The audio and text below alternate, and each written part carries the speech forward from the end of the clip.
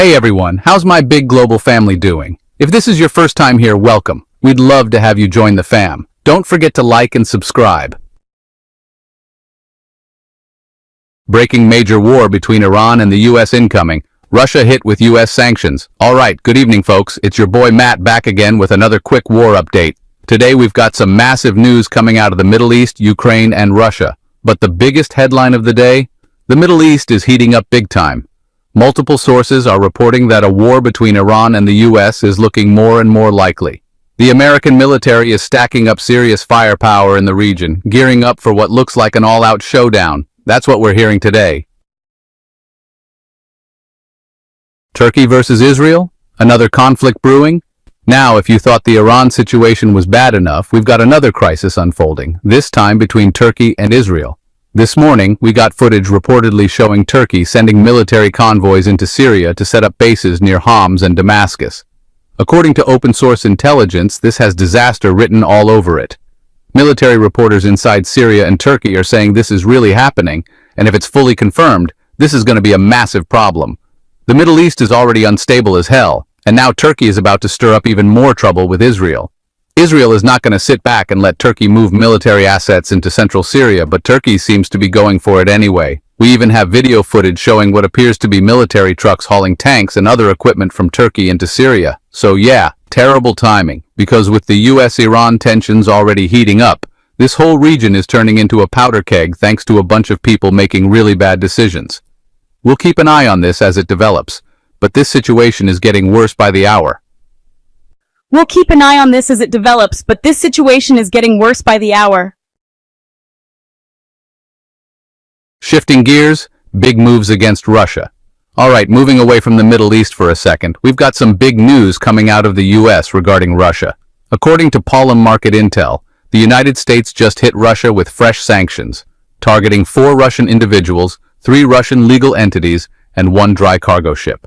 First round of US sanctions on Russia. But is it too late? Alright, so this is the first wave of sanctions the new US president has slapped on Russia since taking office. And honestly, it's another sign that things are going downhill fast.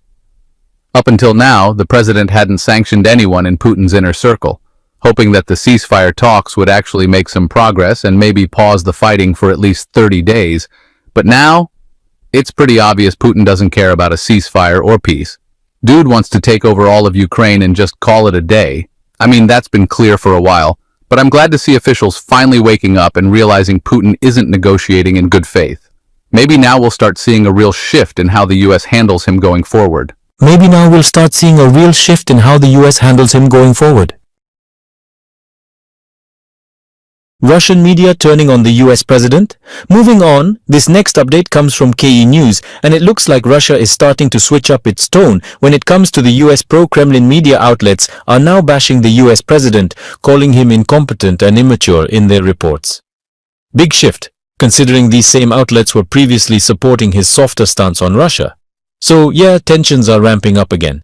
It seems like Russia's propaganda machine is in full gear, with pro-Kremlin voices now openly trashing the US, even though the White House has been trying to keep Putin engaged in negotiations. Bottom line, Putin is straight up clowning the US right now, and his supporters are falling in line with the act. No ceasefire in Ukraine anytime soon. Now, jumping over to the Ukraine war update, the US president has admitted that a ceasefire won't happen by Easter, according to the Telegraph.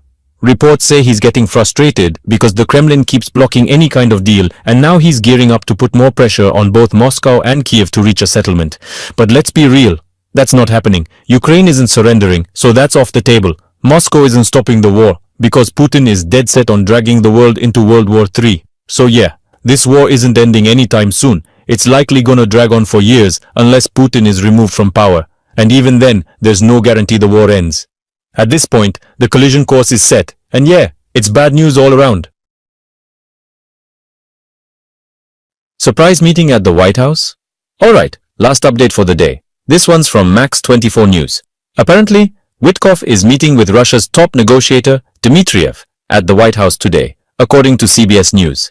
And get this, the US Treasury had to temporarily lift sanctions on Dmitriev just so he could enter the country and get a visa. So yeah, he's showing up today, at least according to reports. But honestly, I doubt anything productive comes out of this. At best, it's gonna be a bunch of fake diplomacy, or, who knows, maybe some shady backroom deals. Either way, they're meeting today, but I wouldn't hold my breath for any major breakthroughs. Alright folks, that's all the latest war updates for today. Before you dip, hit that like button, subscribe if you haven't already for daily war updates just like this one, and drop LSA in the comments if you made it this far in the video. Big news! We're bringing back our nightly live war coverage starting tonight at 10 p.m. Eastern, so don't miss it. And hey, if you want to support the channel, you can do that over on Patreon. Links in the description below. Your support helps keep the channel running, and we seriously appreciate it. Let us know in the comments. And don't forget to like, subscribe, and turn on notifications so you don't miss the next video. At X News, we're committed to bringing you real, unbiased news. See you in the next one.